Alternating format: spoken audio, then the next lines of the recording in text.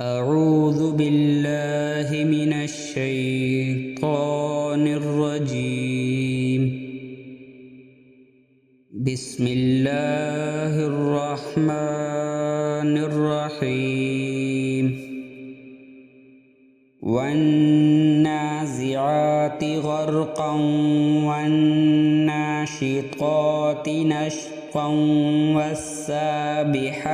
سبحا فالسابقات سبقا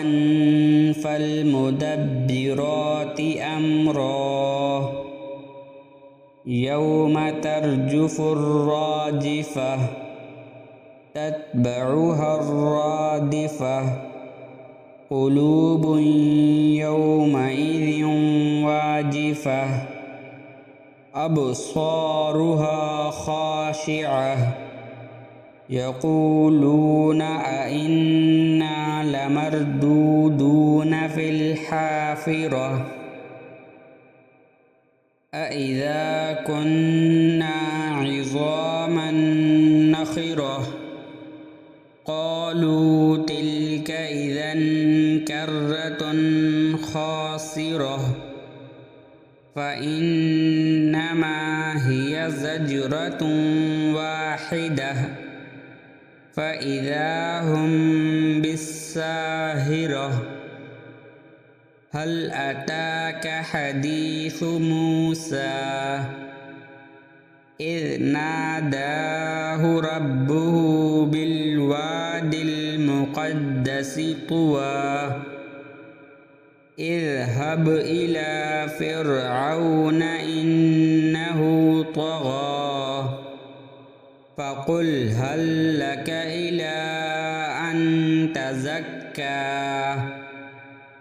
وأهديك إلى ربك فتخشى فأراه الآية الكبرى فكذب وعصى ثم أدبر يسعى فحشر فنادى فقال أنا ربكم الأعلى فأخذه الله نكال الآخرة والأولى إن في ذلك لعبرة لمن يخشى أأنتم أشد خلقا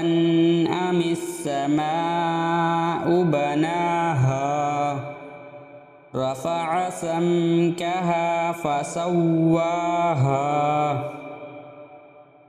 وأغطش ليلها وأخرج ضحاها والأرض بعد ذلك دحاها أخرج منها ماءها ومرعاها والجبال أرساها متاعا لكم ولأنعامكم فإذا جاءت الطامة الكبرى يوم يتذكر الإنسان ما سعى وبرزت الجحيم لمن يرى فأما من طغى وآثر الحياة الدنيا فإن الجحيم هي المأوى وأما من خاف مقام ربه ونهى النفس عن الهوى فإن الجنة هي المأوى يسألونك عن الساعة أيان مرساها فيم أنت من ذكراها إلى ربك منتهاها إنما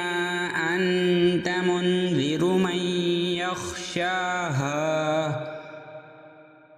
كأنهم يوم يرونها لم